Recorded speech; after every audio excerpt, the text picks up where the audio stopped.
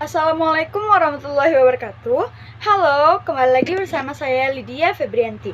Pada video kali ini, saya akan membahas salah satu bidang garapan dari administrasi pendidikan yang telah kita bahas di video lalu, yaitu administrasi kurikulum. Mari kita bahas. Apa aja sih yang akan kita bahas pada topik kali ini? Pertama, ada konsep kurikulum. Yang kedua, ada pengertian dari administrasi kurikulum. Yang ketiga, yaitu ada proses dari administrasi kurikulum. Dan yang terakhir, yaitu peran guru dalam pelaksanaan administrasi kurikulum. Mari kita bahas satu persatu.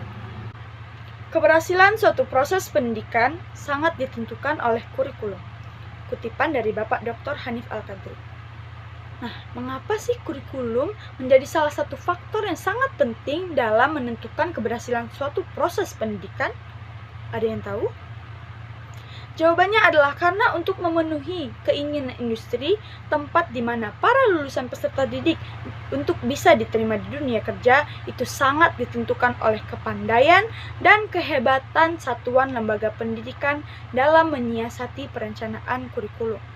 Oleh karena itu, setiap satuan lembaga pendidikan haruslah dapat piawai dalam mengelola kurikulum sedemikian rupa sehingga para lulusan dari satuan lembaga pendidikan tersebut dapat memenuhi keinginan dan kebutuhan industri.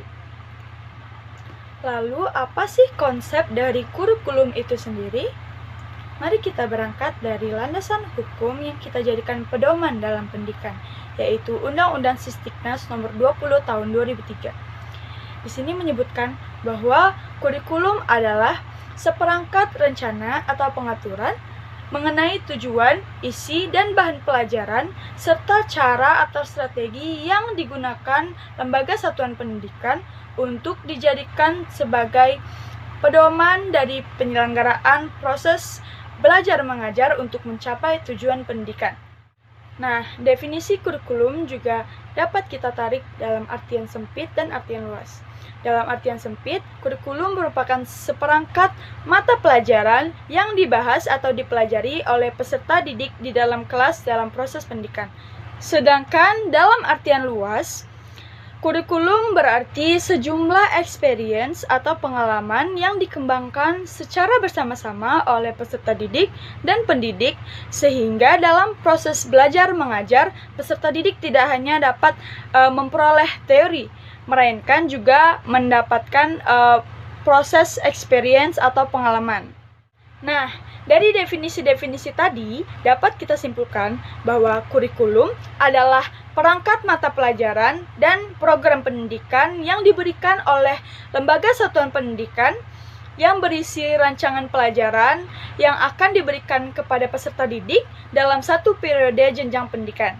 Nah, penyusunan perangkat mata pelajaran ini disesuaikan dengan keadaan dan kemampuan setiap jenjang pendidikan dalam penyelenggaraan pendidikan serta kebutuhan lapangan kerja. Nah, makanya mata pelajaran untuk anak SMA itu berbeda dengan mata pelajaran untuk anak SMK. Dan mata kuliah untuk anak prodi PGSD itu berbeda dengan mata kuliah yang diambil oleh anak manajemen. Nah, itulah yang dimaksud dengan kurikulum. Selanjutnya, mari kita bahas mengenai konsep administrasi kurikulum. Seperti yang sudah saya jelaskan pada video sebelumnya mengenai administrasi pendidikan, kita dapat menyimpulkan secara singkat bahwa administrasi merupakan suatu pengaturan ataupun pengelolaan. Nah, setelah menggabungkan dari konsep administrasi dan konsep kurikulum yang tadi kita bahas, dapat disimpulkan bahwa administrasi kurikulum merupakan suatu proses pengelolaan atau pengaturan yang di dalamnya minimal ada 4 hal, yaitu planning, organizing, actuating, dan controlling terhadap setiap komponen penyusun kurikulum yang diterapkan oleh lembaga satuan pendidikan di dalam proses belajar mengajar. Nah, administrasi kurikulum inilah yang akan melakukan perbaikan dalam setiap komponen penyusun kurikulum, sehingga dapat disesuaikan dengan permintaan atau keinginan industri pekerjaan. Lantas, apa aja sih komponen-komponen penyusun kurikulum? Yang pertama ada kurikulum itu sendiri, yang kedua ada tujuan, yang ketiga yaitu isi, yang keempat yaitu metode, dan yang terakhir yaitu evaluasi. Lalu, bagaimanakah proses administrasi kurikulum dalam menjalankan fungsinya dalam pendidikan? Nah, proses yang pertama ada planning atau proses perencanaan. Dalam proses ini, kurikulum dianalisis, direncanakan sedemikian rupa untuk dapat dikatakan layak dikembangkan dan diterima oleh peserta didik. Dalam arti lain, pada proses perencanaan ini, suatu lembaga pendidikan melakukan penyusunan terhadap kalender akademik, penyusunan program tahunan, program semester, dan juga PSP atau program satuan pembelajaran, dan RPP atau rencana pembelajaran.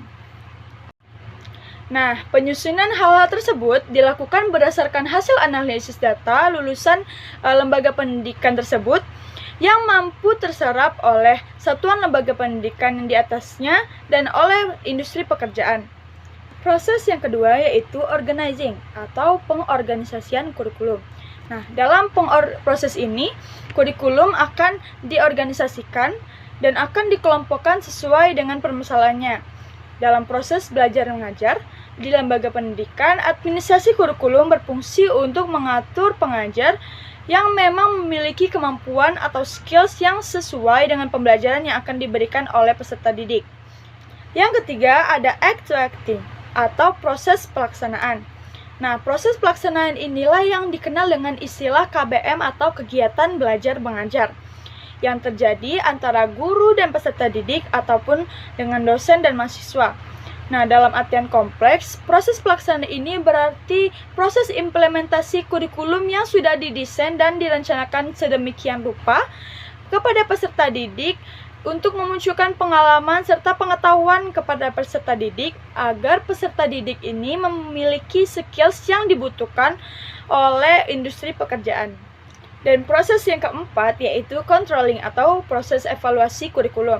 Nah, proses ini bertujuan untuk mengetahui sejauh mana tujuan dari kurikulum itu sudah tercapai. Selain itu, proses ini juga berfungsi untuk mengetahui masalah-masalah apa saja yang muncul dan timbul dalam proses pelaksanaan kurikulum. Sehingga kurikulum-kurikulum kedepannya yang diterapkan merupakan pengembangan hasil evaluasi dari kurikulum sebelumnya. Lalu kita bahas mengenai bidang garapan administrasi kurikulum yang terakhir yaitu peran guru dalam proses pelaksanaan administrasi kurikulum. Nah, apa sih peran guru di dalam proses pelaksanaan kurikulum ini? Guru memiliki peran yang sangat besar dalam proses pelaksanaan kurikulum karena gurulah yang memegang peranan penting di dalam kegiatan belajar dan mengajar, sehingga gurulah yang mengetahui seluk-beluk fakta dan data empiris peserta didik di dalam kelas, sehingga gurulah yang harus ikut serta dalam proses pelaksanaan sampai ke evaluasi kurikulum. Sedangkan pemimpin hanya mengambil peran dalam mengambil kebijakan kurikulum seperti apa yang akan diterapkan di periode selanjutnya berdasarkan data dan fakta yang diamati oleh guru di dalam kelas. Baiklah, sampai sini dulu pembahasan kita mengenai administrasi kurikulum. Saya mohon maaf apabila ada kesalahan dan kekurangan. Saya kira wassalamualaikum warahmatullahi wabarakatuh. Dadah.